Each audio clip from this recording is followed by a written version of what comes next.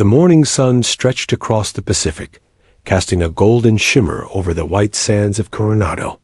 Waves crashed relentlessly against the shore, a constant reminder of nature's indifference, a lesson Lieutenant Commander Sarah Ray Mitchell had learned long ago.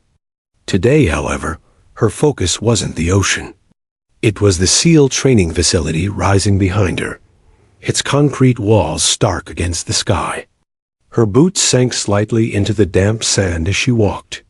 Steady and deliberate, a duffel bag slung over her shoulder, containing nothing flashy, a few changes of uniform, a notebook, and the weapons of her mind: observation, patience, and precision. The trainees didn't notice her at first. They were too busy laughing at their own reflections in the dining hall mirrors, flexing muscles, comparing calluses, and whispering about who could survive Hell Week. Among them were the 7 loudest, most competitive young men she would soon meet: Reeves, Carter, Daniels, Holt, Banks, Mendoza, and Tyson.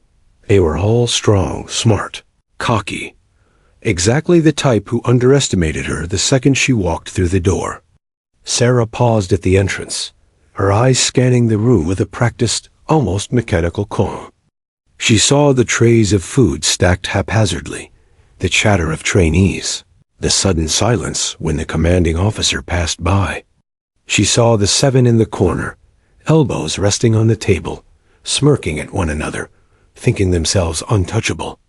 They didn't know her history, that she had already survived missions in hostile territories where failure meant death, or worse. They didn't know she had walked through firefights in Aleppo, silently neutralizing threats without ever letting her presence be known. They only saw a quiet, slender woman in a uniform. Her shadow fell over the dining hall as she stepped inside. A few trainees turned their heads, curious, a few whispering. "Who is that?" Daniels muttered under his breath. Reeves grinned. "Probably some kind of morale officer or paperwork drone," he said, loud enough for the others to hear. Carter laughed. "Yeah, right. Doesn't look like she can lift half the weight in this room." The group chuckled, and that small bubble of overconfidence would soon be their undoing. Sarah approached the table nearest the group, not in challenge, not in submission, but with the poise of someone who had walked the razor's edge and survived. She placed her bag beside her chair and didn't speak. Not yet. She simply observed how they moved, how they spoke, how they underestimated everyone who wasn't like them. Her eyes flicked to Reeves first, the one with the loudest voice, the one who carried arrogance like a shield. Then Carter, the one whose laugh hid insecurity. Holt, Daniels, Banks, Mendoza, Tyson, all of them, individually skilled, collectively reckless. Commander Briggs noticed her arrival from the far end of the hall. A seasoned officer with sharp eyes, he knew exactly who she was. He had supervised her deployment in covert operations overseas and knew our capabilities and the chaos she could unleash in moments when necessary. He simply nodded in approval as she moved, knowing the trainees would learn the hard way that appearances could be deceiving. Ray sat quietly, placing her tray in front of her, not touching the food immediately. The trainees watched, curiosity growing. "She's staring at us," Carter whispered to Reeves, trying to sound confident. "Bet she's judging our push-ups or something." Reeves smirked. "I wouldn't worry about it," he replied. "Looks like she's more interested in her salad than us." It was arrogance. Blind arrogance, the kind that almost every recruit carried when facing someone they believed weaker. They didn't notice the subtle movements of her fingers as she traced the edge of the tray. They didn't notice the way her posture was perfectly balanced, her spine straight, shoulders relaxed but ready. Her eyes scanned every detail, every twitch of muscle, every nervous glance, every undercurrent of ego. The laughter in their corner grew louder, filling the room with noise meant to intimidate, to assert dominance. The seven had been together long enough to form an unspoken hierarchy. Whoever was loudest, proudest, and quickest to mock took control. And for a moment, they all thought Sarah Mitchell was just another civilian trying to survive the storm of testosterone in the dining hall. But Sarah had long ago learned that confidence without skill was nothing more than an invitation for reality. And she had a habit of showing reality in ways people never expected. She didn't need to stand, didn't need to yell. She simply waited. Minutes passed. Reeves leaned back in his chair, flipping his wrist as if to show off his watch, smirking at the group. "Bet she can't do a single pull-up," he said, loud enough for the nearest trainees to hear. Carter snorted, "Or survive a cold water swim without screaming." Holt laughed, nudging Mendoza. "Yeah, maybe we should challenge her. Make it interesting." They didn't know the storm sitting quietly before them. The storm board of missions where hesitation was deadly, where the quietest soldier often killed first. Sarah finally looked up. Her gaze locked on Reeves, and the room seemed to shrink around them. It wasn't anger, wasn't malice. It was something colder, sharper. It was the unmistakable aura of a person who had walked through fire and lived, who had survived situations designed to break even the strongest men. She didn't speak. She didn't need to. That glance alone communicated a single silent message. "Do not underestimate me." The seven froze. A single bead of sweat slid down Carter's temple. They laughed nervously, trying to shake off the tension. "She's just trying to intimidate us," Daniels muttered. Banks chuckled awkwardly. "Yeah, probably just a civilian thing." Commander Briggs observed the scene quietly, a faint smirk crossing his face. He had seen this before, young men full of bravado, about to discover how wrong they were about a quiet woman in uniform.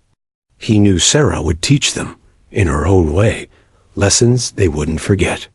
Sarah picked up her fork, took a slow bite, and for the first time, the room realized she had been watching, analyzing, learning them, their strengths, weaknesses, and the mistakes they were about to make. The seven trainees had no idea the coming days would be a test not just of strength or skill, but of humility, respect, and survival. Outside, the ocean roared on, indifferent to the battles of men and women alike. Inside, a storm of its own had quietly begun. A storm in the form of Lieutenant Commander Sarah Mitchell, the SEAL no one had yet realized they would fear.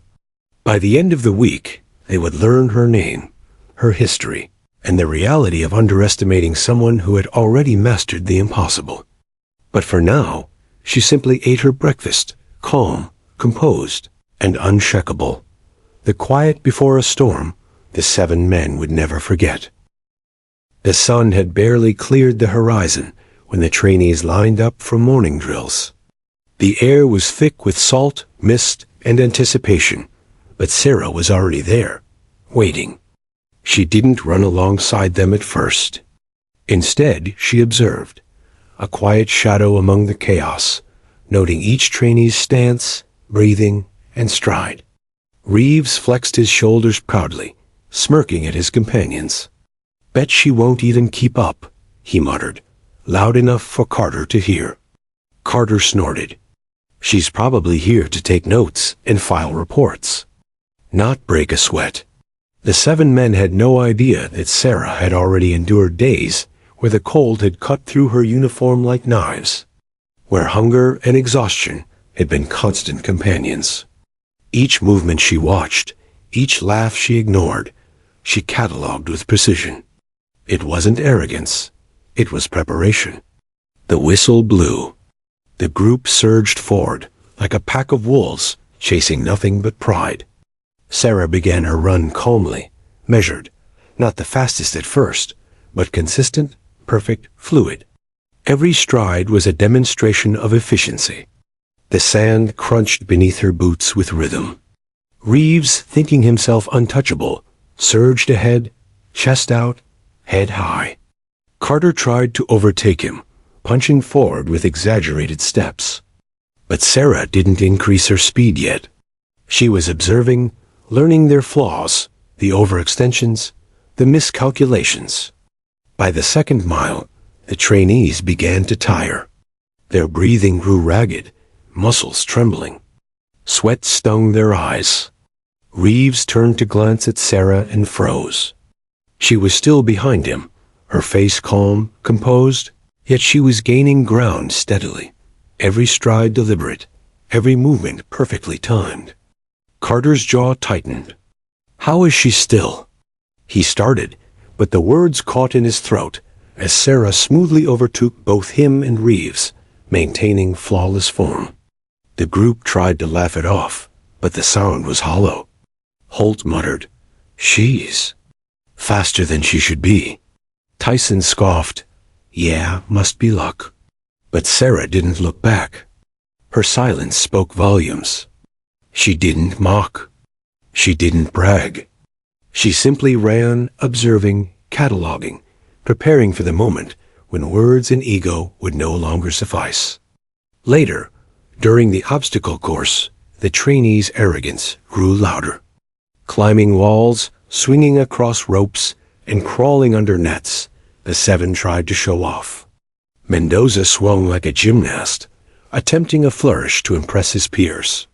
Reeves grunted, "Bet she can't even make it over that wall without help." Carter added, "Yeah, probably gonna trip on her own shoelaces."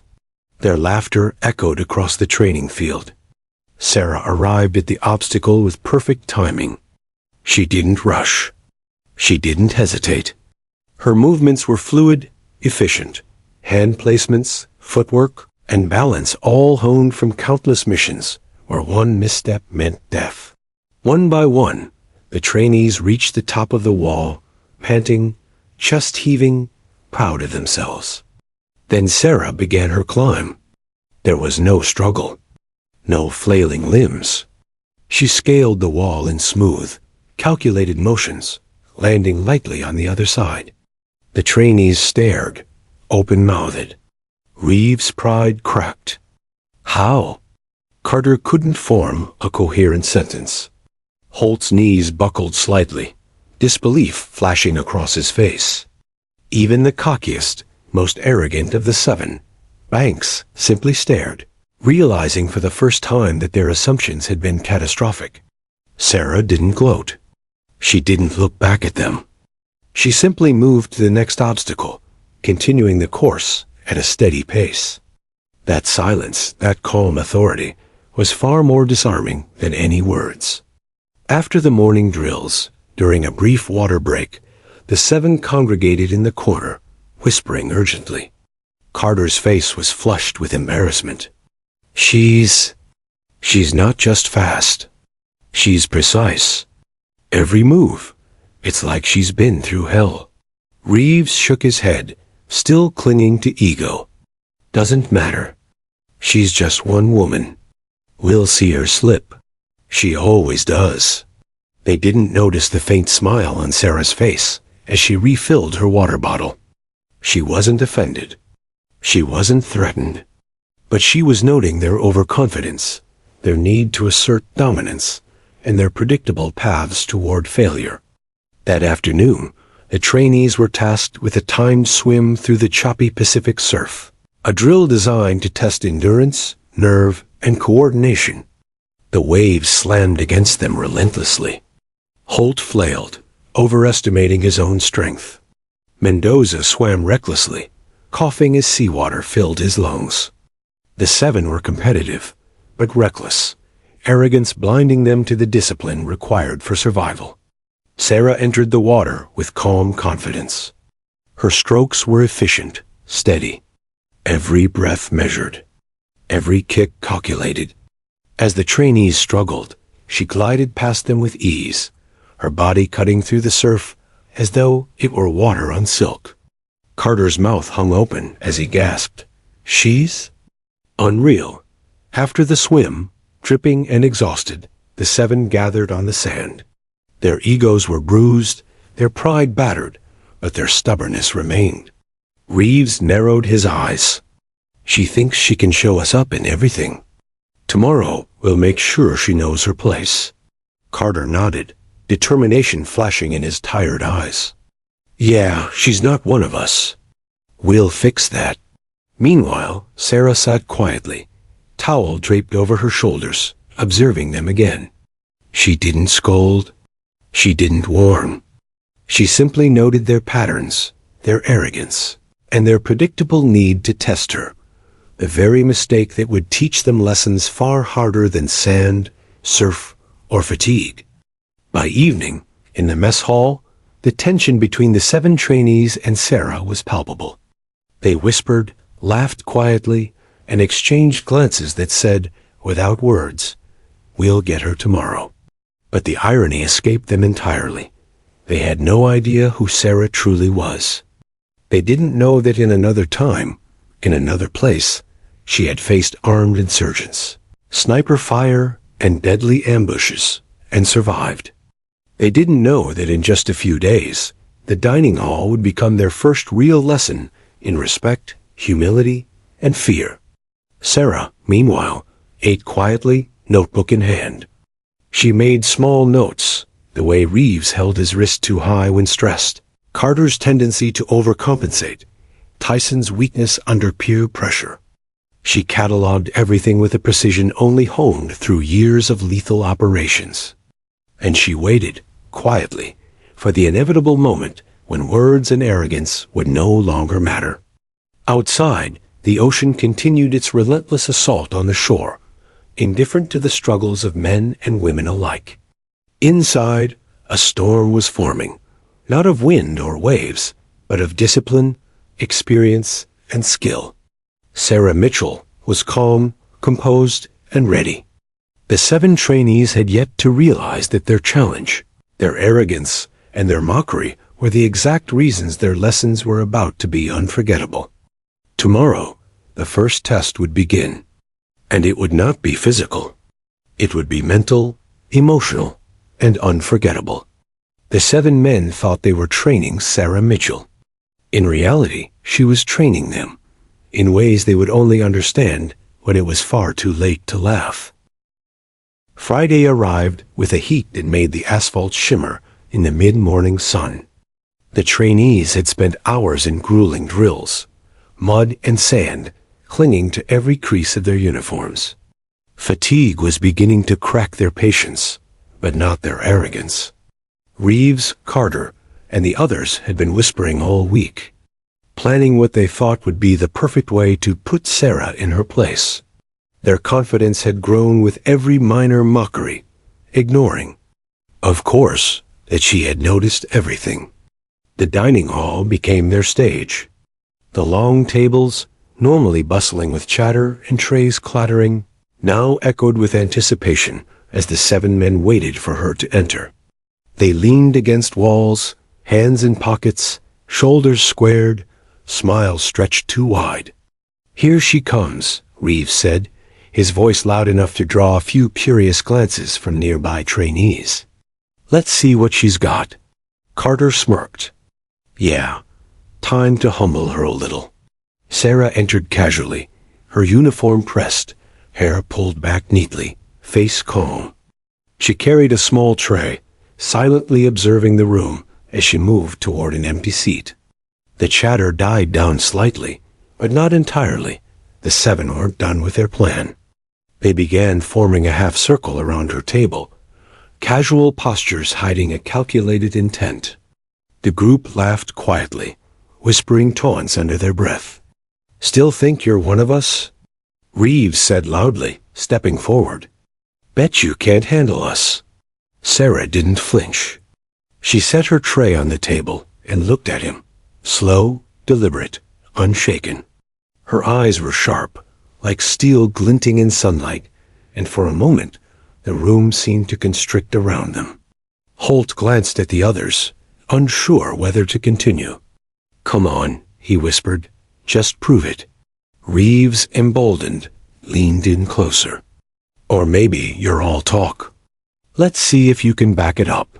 His smirk widened, and for a fleeting moment, the 7 felt a thrill of impending victory. Carter moved slightly to block her path, as if forcing her into a corner. The men thought they were asserting dominance, establishing their superiority. Sarah finally stood. The room shifted subtly, though none of the 7 realized it. She placed her tray on the table, then slowly removed her jacket. The motion was deliberate, almost ceremonial, drawing attention to her forearm. There, etched in ink and shadowed by the lighting of the hall, was the unmistakable Navy SEAL trident tattoo. Golden light reflected off the emblem, catching the eye of everyone in the room. For a heartbeat, nothing happened. The laughter stopped. Carter's jaw tightened. Reeves froze mid-step. Then realization struck. This wasn't a civilian. This wasn't some easy target. This was a Navy SEAL, someone who had survived missions they couldn't even imagine. Someone trained to handle threats far deadlier than a cornered dining hall. The men had underestimated her. They had made the worst mistake a recruit could make. They had cornered a master. Sarah didn't speak. She didn't need to. Her body shifted slightly, subtle, ready. The calm authority radiating from her presence was enough to silence the room. The other trainees watched from their tables, eyes wide, whispers dying in their throats. The 7 were alone in their arrogance, now confronted with a reality that hit faster than any punch, faster than any drill they had endured. Reeves made the first move, a step forward, perhaps out of bravado, perhaps out of panic. Sarah's reaction was instantaneous. A twist of the wrist, perfectly timed, sent him stumbling back, arms flailing, landing heavily on the floor. Carter lunged next, trying to block her. A precise shoulder lock and a calculated trip had him flat on the ground seconds later. Tyson, attempting to flank her, went down with a swift redirection of momentum that left him winded and gasping. The others froze, shocked, as each move executed with mechanical perfection. Sarah moved with lethal grace, but there was no malice, no anger, just pure control. Each trainee went down in sequence, stunned, disarmed, and utterly humiliated. 10 seconds. That was all it took. 10 seconds to turn their confidence into disbelief. 10 seconds to teach them a lesson they would never forget. The dining hall, usually filled with chatter and clattering trays, was silent. Only the faint hum of the ventilation system and the distant clang of utensils echoed in the room. Sarah adjusted her sleeves, smooth, composed, as though nothing had happened. "You wanted a demonstration," she said evenly, her voice cutting through the silence. Class dismissed. Then she walked away, leaving the 7 trainees on the floor, faces red, eyes wide, pride shattered. For a moment, no one moved. Carter whispered, She's a SEAL." The words hung in the air, almost a prayer. Reeves' ego had evaporated into disbelief. Holt and Daniels simply lay there, trying to process the realization. Banks' face twisted with a mixture of shame and awe. Mendoza's hands trembled slightly as he pushed himself up. Tyson, still breathing heavily, managed a weak "How?" From the back of the hall, Commander Briggs observed quietly, a faint smirk tugging at the corner of his mouth. He had known this moment would come. The young men had underestimated someone they should have respected from the beginning. He had seen it countless times, ego clashing with experience, arrogance meeting reality. But Sarah's handling of it was unique. She didn't humiliate them. She simply executed, demonstrating skill and control. The lesson was clear. Respect was earned, not assumed. Outside, the waves crashed against the shore, indifferent, eternal. Inside, the dining hall had witnessed a different kind of force, one not born of brute strength, but precision, discipline, and the unshakable calm of someone who had faced death and survived. The 7 trainees had learned their first real lesson. Never corner someone you do not understand. As Sarah exited the hall, she glanced back once, just briefly, at the 7 men sprawled across the floor. She didn't smile. She didn't mock. But in her eyes was a quiet acknowledgement of the work ahead, the training, the discipline, the lessons yet to be learned. The arrogance that had ruled them for days would take time to dissipate. And Sarah knew that in the days to come, she would shape them, not with words, but with every choice, every instruction, and every challenge they thought they could handle, but couldn't. For the 7, this was more than embarrassment. This was a moment that would redefine their understanding of strength, authority, and respect. They had laughed at a woman, underestimated her, and within seconds had faced a reality they had never considered. And it was only the beginning. Sarah walked down the corridor toward her office, footsteps quiet, measured. Behind her, the dining hall slowly returned to its usual activity. Other trainees whispered, glances darting toward the floor where the 7 had fallen. A story was already forming, one that would spread through the base like wildfire, a tale of the dining hall seal, the quiet woman who had taken 7 arrogant trainees down in seconds without raising her voice. And for the 7, humiliation mingled with awe. They didn't know it yet, but they had encountered the start of a transformation that would challenge their minds, their bodies, and the very core of their pride. By the time training ended, they wouldn't just remember Sarah Mitchell. They would remember the lesson she had delivered with silent authority, precision, and an unshakable calm that few could ever hope to match. The storm had begun, and the 7 men had no idea they were already in the eye of it. The dining hall was still vibrating from the aftermath of what had happened.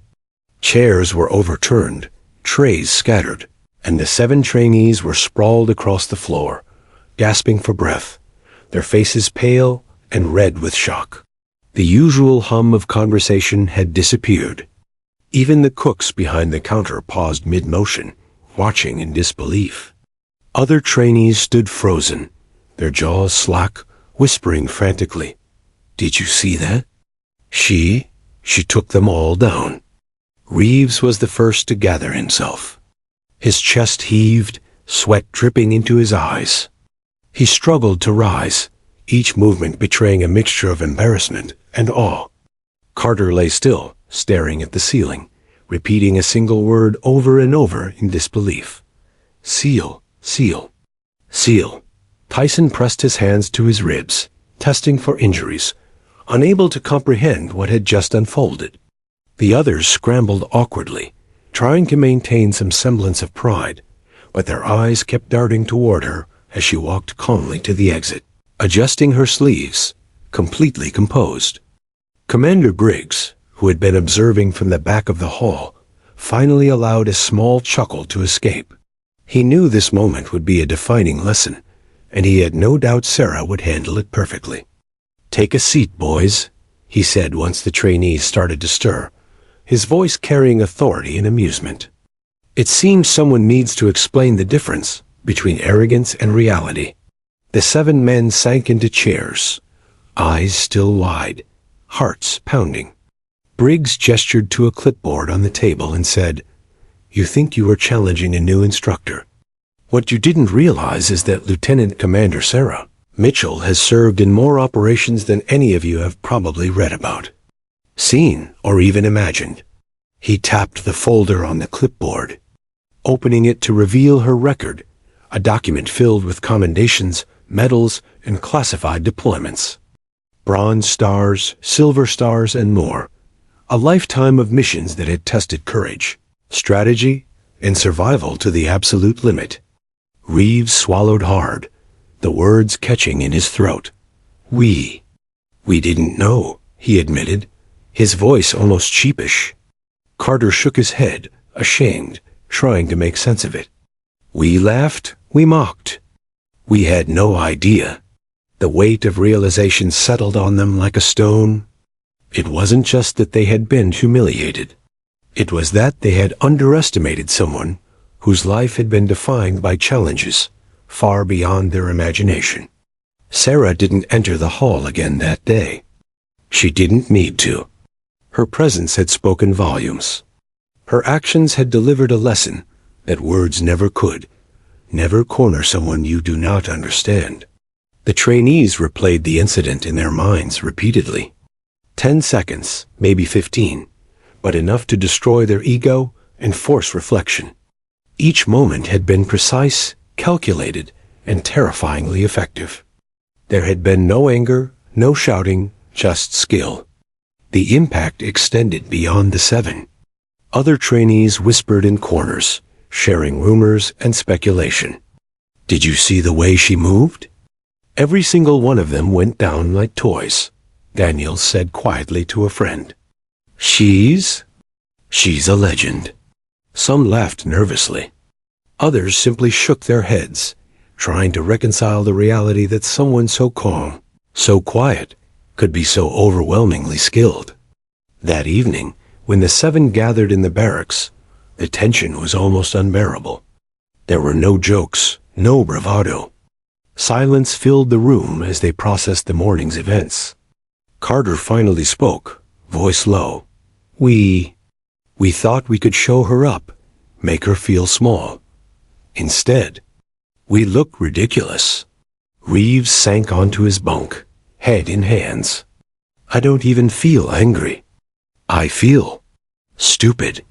Like we walked into a trap we didn't even see coming.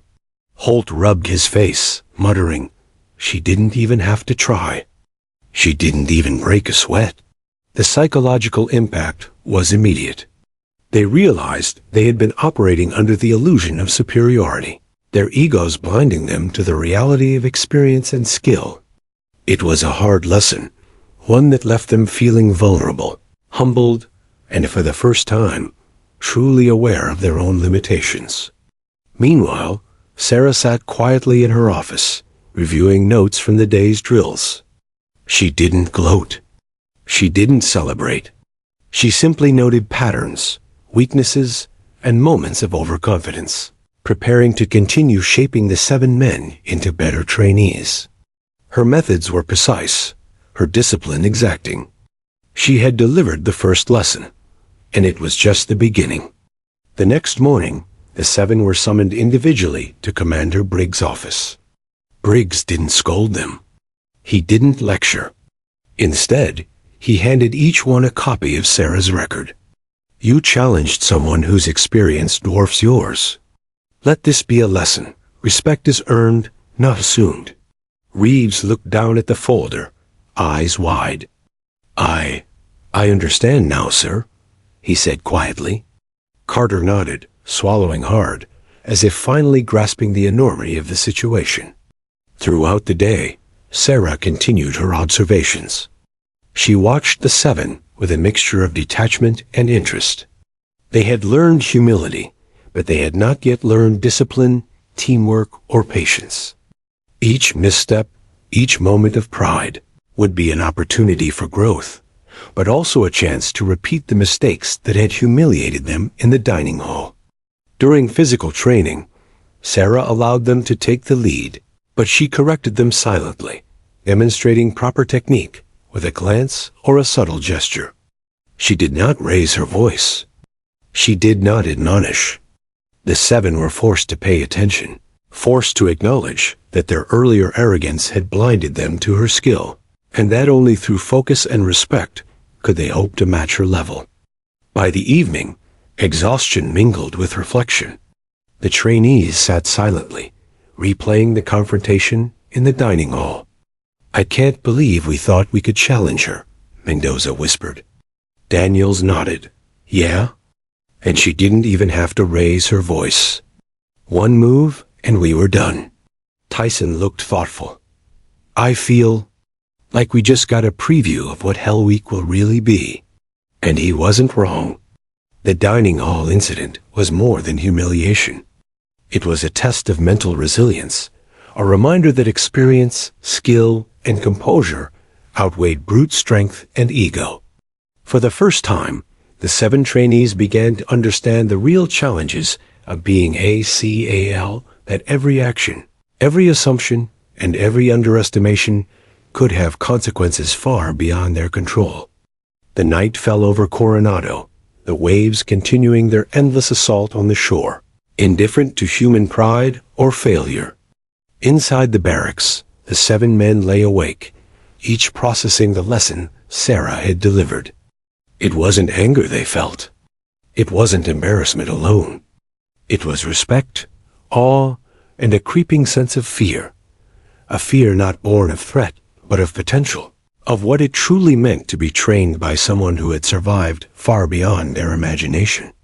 By the end of the night, the first seeds of transformation had been planted. The arrogance that had driven them, blinded them, and made them laugh at a quiet woman would begin to erode. The path ahead was long and punishing, but it was now clear. Lieutenant Commander Sarah Mitchell was not someone to challenge. She was someone to learn from, whether they wanted to or not. The next morning, the trainees would face another set of drills. The difference this time was subtle but unmistakable. They moved with more caution, more attention. Their egos were no longer the loudest voice in the room. For the first time, they truly listened. And Sarah, ever watchful, knew that the real work was only beginning. The day after the dining hall incident, the atmosphere at Coronado was thick with whispers. Trainees moved in hushed groups, glancing toward the table where the 7 had been humiliated, now transformed from arrogant upstarts to humbled students. News of what had happened had traveled fast, faster than any of the 7 men could have imagined. By mid-morning, even instructors who hadn't witnessed the event firsthand were talking about it in low tones. Reeves, Carter, and the others tried to carry on as if nothing had happened, but the reality was inescapable. Every glance, every comment, every smirk they had previously directed at Sarah now haunted them.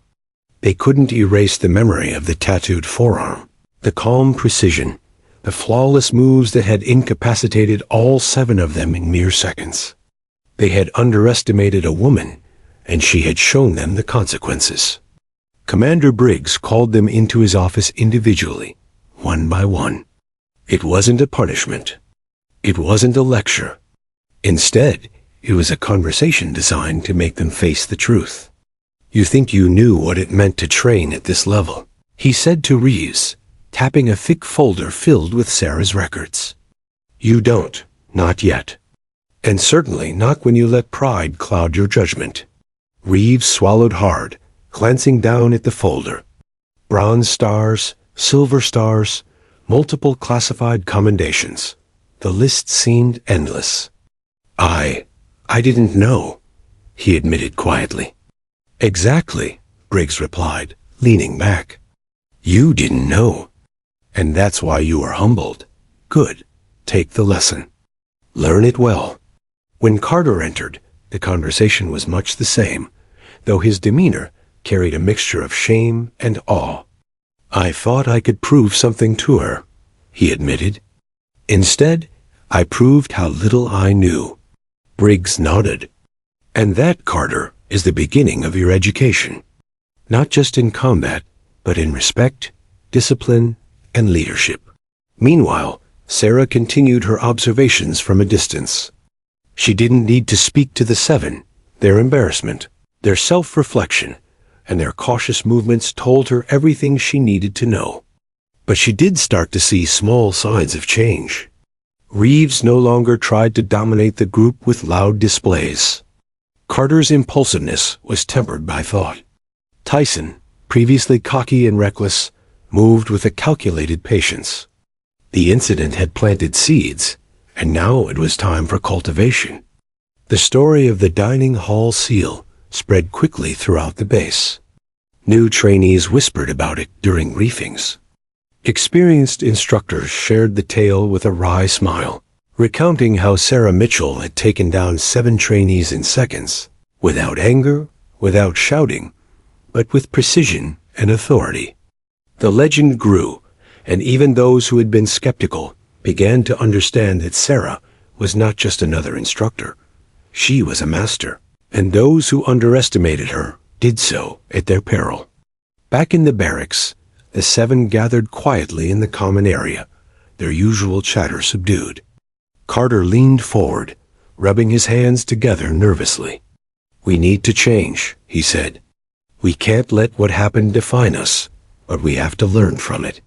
We can't afford another mistake like that." Reeves nodded. "Agreed. And it's not just about being better physically. It's about being smart, aware, and humble," Holt chimed in. "I think we all finally understand why respect matters. Not just for her, but for anyone. We let pride blind us, and it almost cost us more than embarrassment." Banks, usually quiet, added, "She didn't even try to hurt us. She just reminded us where we stand, and that lesson was enough." Mendoza nodded, wiping sweat from his brow. "Yeah, we thought we were tough. Turns out, toughness isn't enough without skill and control." Sarah, observing all of this, realized that the most important lesson was only beginning. The 7 were humbled, yes, but humility alone wouldn't transform them into SEAL-caliber operators. They needed discipline, patience, teamwork, and mental resilience. She began designing subtle exercises, observations, and tests to push them without them realizing the full depth of the training. The dining hall incident had been a catalyst. Now came the real work. The next series of drills emphasized observation, communication, and strategic thinking. Sarah would occasionally let the 7 lead exercises, only to correct them silently, demonstrating proper technique and efficiency with gestures, subtle guidance, or a brief adjustment of posture. Her method was meticulous. There were no lectures, no shouting, just demonstration and the expectation that they would absorb the lessons. Even in casual moments, Sarah's presence weighed on them. During meals, she sat quietly at the head of the table, watching, noting patterns in how they moved, how they interacted, how they responded under subtle pressure. The 7 began to notice the small corrections in their form, the slight adjustments in their timing, and the calm authority she radiated. Each observation was a reminder that their previous arrogance had blinded them to skills they had yet to master. As the week progressed, the 7 slowly transformed. They began to move as a unit during drills, anticipating one another's actions. They corrected each other quietly, following her subtle lead. When mistakes happened, they recognized them themselves, internalizing lessons without need for harsh reprimand. Sarah's approach had shifted them from isolated, competitive individuals to a cohesive team. The dining hall incident was no longer simply a story of humiliation. It had become the foundation for a new understanding of strength, discipline, and respect. By the end of the week, the 7 had earned a measure of their own reflection. The whispers around the base shifted from mockery to awe. Trainees and instructors alike recognized the change. The legend of the dining hall SEAL was no longer just about skill. It was about teaching, shaping, and transforming those who had been blind to their own limitations. And through it all, Sarah remained calm, quiet, and ever watchful. She didn't need accolades. She didn't need recognition.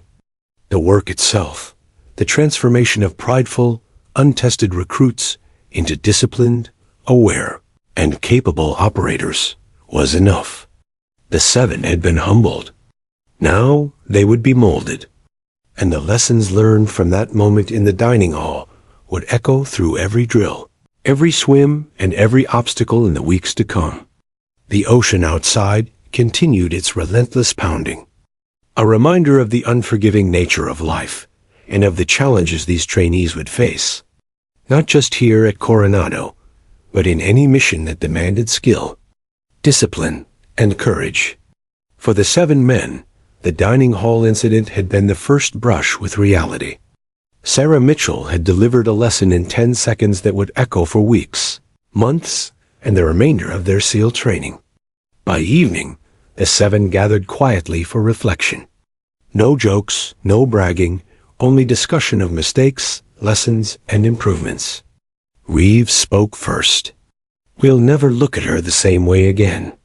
And honestly, I think we're lucky." That lesson could have been far worse.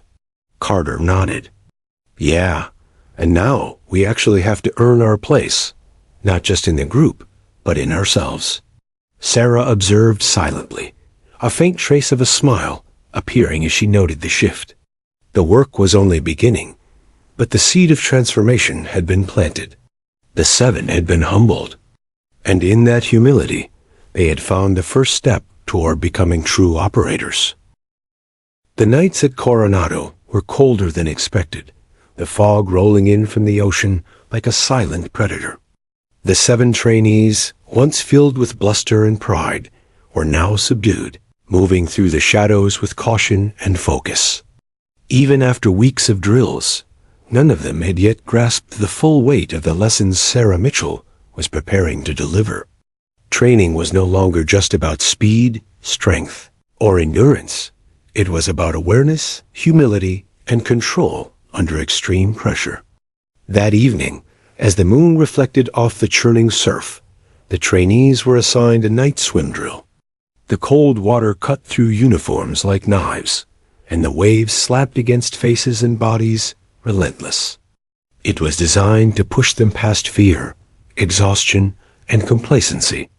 For the 7, who had once laughed off Sarah's presence, this exercise was a test not only of skill, but of trust.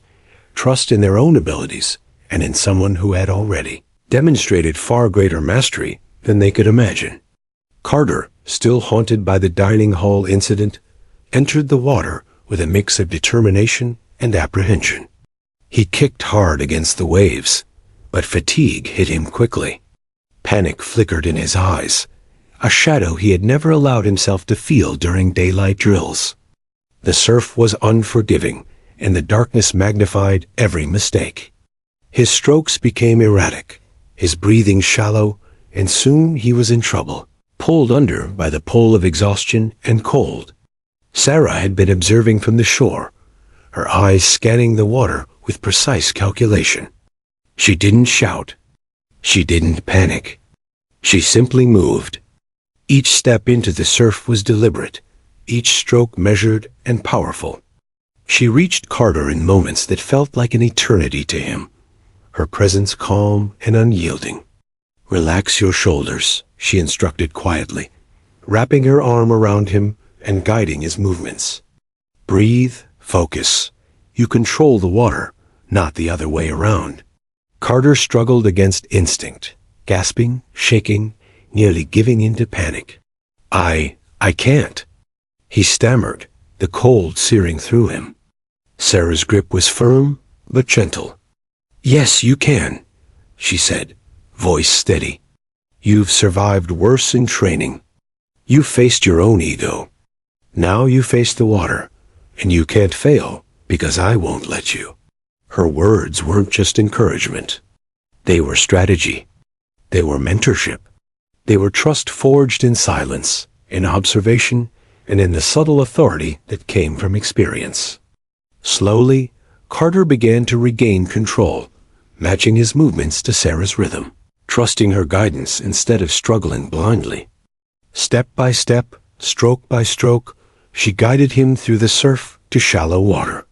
By the time they reached the shore, the other trainees had gathered, watching in awe. Carter collapsed onto the sand, shivering, but alive. The experience left him humbled, exhausted, and profoundly aware of the difference between arrogance and respect. Sarah didn't linger in praise. She simply looked at him with calm eyes. "Why save me?" he asked weakly, still trembling. Sarah knelt beside him, her voice quiet but steady. "Because we don't choose who we save," she said. "A SEAL doesn't just survive alone. You survive by trusting others, and by being trusted in return. Today, you learned what it means to be part of a team." The words sank in deeper than any lecture could have. Carter nodded, swallowing hard, understanding for the first time that humility and trust were just as important as physical skill. The night swim became a turning point. The 7 men began to move differently in the weeks that followed. They communicated quietly, anticipating one another's actions. They corrected each other silently, respecting limits and strengths alike. Sarah's lessons were subtle but profound, teaching them that mental resilience, observation, and calm authority were far more powerful than brute force. Even small, routine exercises began to carry weight. When obstacles were introduced, the trainees now paused to assess rather than attack blindly. When drills became chaotic, they relied on each other, following Sarah's silent guidance. Mistakes were no longer opportunities for ego, but opportunities for learning.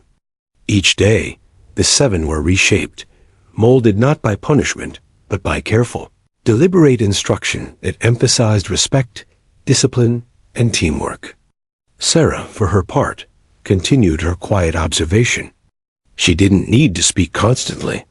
Her presence alone was a reminder of the lessons learned in the dining hall, reinforced by the night swim. Each trainee was aware, now, that misjudging her, or underestimating anyone, could have consequences far greater than embarrassment. She taught them that confidence without skill was dangerous, that humility without awareness was meaningless, and that trust was a skill in itself, essential in the field, essential in life, and essential to survival. In the following days, the trainees began to look at one another differently. Reeves, once brash and domineering, began to listen before acting. Carter measured his movements carefully, thinking before he struck. Tyson, Mendoza, Holt, Daniels, and Banks followed suit, each developing subtle awareness and communication that had been previously absent. The transformation was gradual, but undeniable, a shift in mindset, in understanding, and in respect for both Sarah and each other. One evening, after another grueling drill, the 7 gathered quietly in the mess hall. No jokes, no boasting, only reflection. Carter broke the silence. I get it now. The dining hall wasn't just about showing off skill. It was about teaching us what we're missing: humility, awareness, trust. Reeves nodded. And the swim. It wasn't just survival. It was about relying on someone else and being reliable ourselves. Tyson added quietly, I've never realized how much ego gets in the way until now. Sarah, she showed us what matters. Sarah, sitting at a nearby table, allowed a faint smile to touch her lips. She didn't need their praise or acknowledgement. She had delivered the lessons she intended. They were learning slowly, painfully, but effectively, that being a SEAL was about more than physical ability. It was about character, composure, and the quiet, unshakable authority earned through experience. That night, as the moon hung high over Coronado and the waves roared relentlessly against the shore, the 7 trainees lay awake in their bunks, reflecting on the lessons of the week. The dining hall confrontation, the night swim, and the subtle guidance that followed had reshaped them. Pride had been replaced by humility. Ego had been tempered by skill. And trust in each other and in those more experienced than themselves, had begun to take root. Sarah, observing from a distance, knew the work was far from complete. Hell Week still loomed, with its exhaustion, ice, and relentless tests. But the foundation had been laid. The 7 trainees had learned to respect skill over arrogance, composure over impulse, and trust over pride.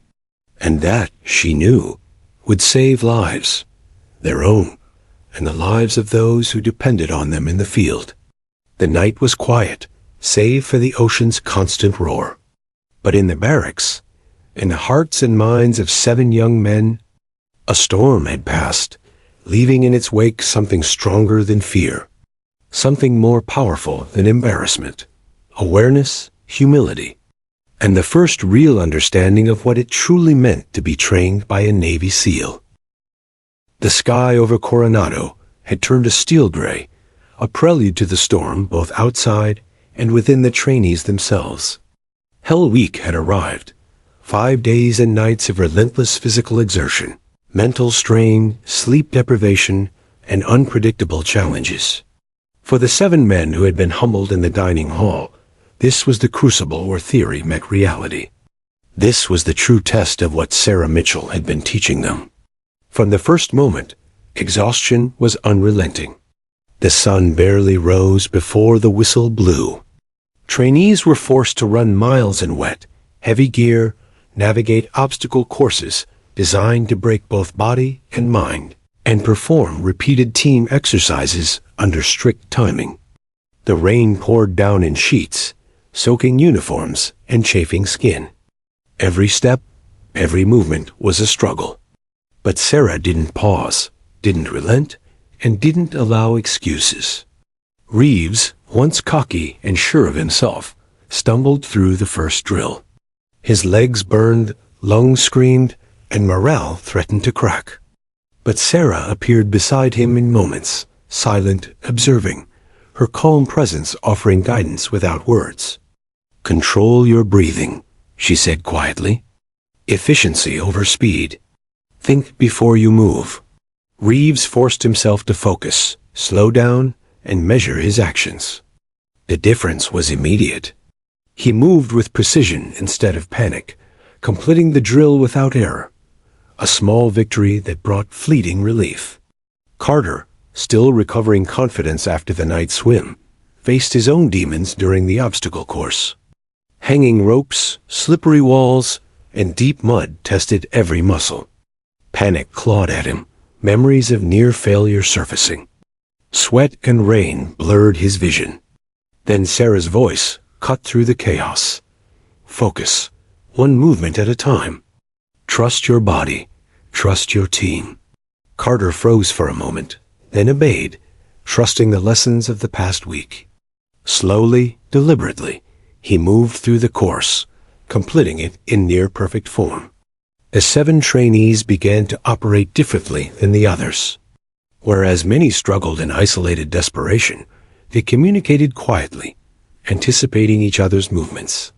Mendoza directed Banks over a fallen log. Tyson covered Daniels during a rope climb, and Holt coordinated efforts during a team swim in the storm-churned bay. For the first time, the group functioned as a cohesive unit, a small but effective team forged through shared struggle, humility, and Sarah's subtle guidance. Sleep deprivation began to take its toll as night fell. Trainees were ordered into the surf for another exercise, testing endurance and mental resilience. Cold, fatigue, and fear threatened to overwhelm even the most disciplined. Carter's legs cramped mid-swim, exhaustion pressing against his willpower. Before panic could set in, Sarah appeared, gliding through the water with the same lethal calm she had shown in the night swim. She guided him, silently correcting his posture, his breathing, and his rhythm. Trust and instinct, forged over weeks of drills, allowed him to complete the task without incident. The rain intensified, turning the training fields into a quagmire. Obstacles became impossible without teamwork. One misstep could mean failure, injury, or worse. Sarah had taught them that physical skill alone wasn't enough. Mental resilience, trust, and awareness were paramount. When Banks slipped into the mud while attempting a rope climb, the others immediately responded, pulling him back safely. No words were needed. The coordination came naturally, instinctively honed by her subtle lessons. Reeves and Carter found themselves in a grueling relay, carrying weighted gear through the surf and up steep sand dunes. Each step was agony. Blisters burned, muscles trembled, and exhaustion threatened to overpower them. But the two moved as one, each anticipating the other's fatigue, timing pushes and rests perfectly. Every movement reflected Sarah's silent instruction, discipline, observation, and trust in one another. By the time they reached the finish line, neither was uninjured, but both had grown immeasurably stronger, mentally and physically. During one of the final exercises, the storm reached its peak. Trainees were forced to carry heavy loads across treacherous terrain, navigating through mud, waves, and slippery rocks. Daniel slipped, twisting his ankle, and panic threatened to paralyze him. Before anyone could react, Sarah was there, steadying him, directing the group with precise instructions. Cover him. Slow, deliberate steps.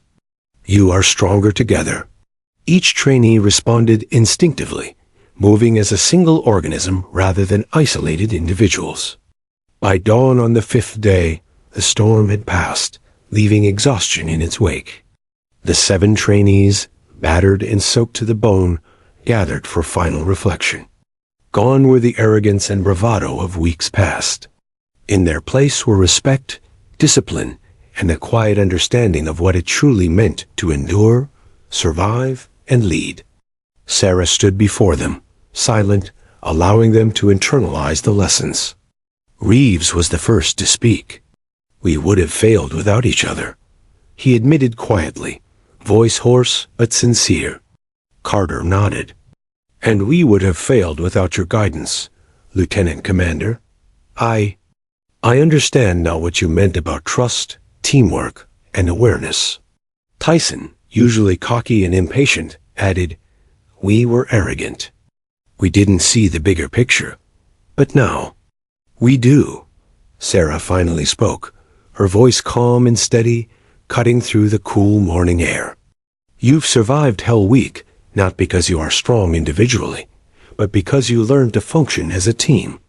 The lessons you thought were about humiliation, fear, or endurance were really about awareness, humility, and reliance on each other. That is what keeps you alive, in training, in missions, and in life. The 7 trainees absorbed the words in silence. The long nights, relentless drills, and personal failures had shaped them into something new. Where once they had been arrogant, they were now disciplined. Where once they had been impulsive, they were now measured. Where once they had been isolated, they were now a unit. Even the other trainees, who had witnessed the transformation from a distance, were in awe. Whispers traveled through the base. The 7 who had once been humiliated had emerged from Hell Week as a cohesive team, guided by the unflinching discipline and mentorship of Sarah Mitchell. The legend of the dining hall seal had grown, no longer just about skill, but about transformation, leadership, and resilience. By the end of the day, the 7 sat quietly on the shore, watching the waves crash against the sand. Blisters, bruises, and exhaustion marked their bodies, but their expressions carried a quiet pride, a recognition that they had endured, learned, and grown. Sarah joined them, silent, observing, her presence a reminder that mastery was not about ego, but about action, awareness, and composure. For the first time, the 7 trainees truly understood the depth of her lessons. The dining hall confrontation, the night swim, and Hell Week were not isolated incidents of skill or intimidation. They were a carefully orchestrated path, designed to teach them humility, respect, teamwork, and resilience. And they had emerged not only stronger physically, but sharper mentally and emotionally, a foundation that would carry them through the most extreme challenges of their careers. The ocean continued its relentless rhythm, crashing against the shore with indifferent force. But for the 7 trainees, the waves no longer represented fear or intimidation. They were a symbol of endurance, discipline, and the lessons they had learned under the mentorship of one of the finest SEALs alive. Sarah Mitchell had not just humbled them. She had transformed them. And the story of the dining hall SEAL, once a tale of arrogance and shock, had become a testament to the power of leadership, skill, and quiet authority. The sun rose over Coronado, casting a soft golden light over the training fields and the crashing waves beyond. Hell Week was over. 5 days and nights of relentless physical exertion, mental strain, and constant challenges had tested every recruit to their absolute limits. For the 7 trainees who had once been cornered, humiliated, and humbled by Sarah Mitchell in the dining hall, the end of this grueling ordeal was more than just relief. It was the culmination of transformation. The base was quiet that morning. Exhausted recruits moved slowly, muscles sore, but minds clearer, spirits steadied by the sense of accomplishment. The 7 men gathered in the open courtyard, their uniforms soaked, faces tired but determined. Gone were the bravado and arrogance of weeks past. What remained was focus, humility, and a shared bond forged through trials that few could ever imagine. Reeves looked around at his fellow trainees, chest heaving, eyes still tired from the relentless push of Hell Week. "I can't believe we made it," he said quietly. Carter nodded, his voice low but steady. "We didn't just survive. We learned. Really learned." Tyson added, "Yeah? It's not just about endurance. It's about trust, teamwork, awareness. About knowing your limits and respecting others' skill." The 7 shared a brief, meaningful glance, a silent acknowledgement of everything they had endured and everything Sarah had taught them. Sarah appeared from the shadows of the nearby training office, her presence calm but commanding. She had observed every drill, every challenge, every moment of struggle and triumph. Her eyes swept over the group, noting the transformation, not just in skill or stamina, but in character. Where there had once been arrogance and ego, there was now respect, discipline, and confidence rooted in experience. "Stand up straight," Sarah instructed, her voice cutting through the morning air. The 7 did so without hesitation. "Hell Week is over," she continued, "but the lessons you've learned will stay with you for the rest of your careers. Today isn't about medals or recognition. It's about knowing what it means to be a team, to trust each other, and to trust yourself." The trainees listened intently, absorbing her words in a way they never had before. They understood that her lessons were not just about surviving obstacles, water, or exhaustion. They were about life as a SEAL, a life where preparation, observation, humility, and respect for others could mean the difference between success and failure, life and death. Commander Briggs arrived quietly, his expression a mix of pride and satisfaction. He had watched the transformation from the beginning, from the dining hall confrontation that had shocked the 7, to the night swim that had tested their trust, to the relentless Hell Week that had forged them into a team. "You've all done exceptionally well," he said. "What you accomplished over the past week is more than physical. You've learned discipline, resilience, and teamwork under extreme conditions. And you've done it under the mentorship of one of the best instructors I've ever known." The 7 trainees exchanged glances, realizing that their respect for Sarah had grown into admiration, perhaps even reverence. Carter spoke first. We wouldn't have survived without her guidance. Not just physically, but mentally. She taught us to respect skill, trust each other, and control our own fear and ego. Reeves added, "Yeah. I used to think we could challenge anyone. Now I know that strength isn't just about muscle or speed. It's about composure, observation, and experience." Sarah remained silent, allowing the trainees to speak. She didn't need recognition or praise. Their understanding, their growth, and their transformation were reward enough. She knew that the lessons would continue to shape them in ways that went far beyond Coronado, beyond Hell Week, and far beyond any single drill or exercise. The other trainees, instructors, and observers gathered around as the story of the dining hall SEAL, once whispered and ridiculed, became a symbol of mentorship, mastery, and transformation. What had started as a confrontation, a moment of humiliation for 7 overconfident recruits, had grown into a legend, a story of respect earned, skill demonstrated, and lives changed. Carter, still exhausted, spoke quietly to the others. "We've learned something no book or lecture could ever teach. It's not just the drills, the swimming, or the running. It's the mindset, awareness, patience, humility, and teamwork. And it's something we'll carry with us forever." Reeves nodded solemnly. "I never thought I'd respect someone so quickly, let alone a woman, but she." She's different. She's a seal, and she's shown us what that really means. The final ceremony of Hell Week began, and as the seven stood in formation, Sarah's presence remained quietly at the side. The commanding officer praised their resilience, highlighting the unity, discipline, and skill that had distinguished them from others. Medals were not the focus. This was about acknowledgement of growth, mastery of the lessons, and readiness for the challenges to come. As the trainees moved in formation, marching past the reviewing stand, they caught glimpses of Sarah standing tall, her expression calm but proud. Her eyes met theirs briefly, and in that silent exchange, they understood everything. The dining hall confrontation, the night swim, the trials of Hell Week, it had all been designed not to punish, but to teach, to shape, and to inspire.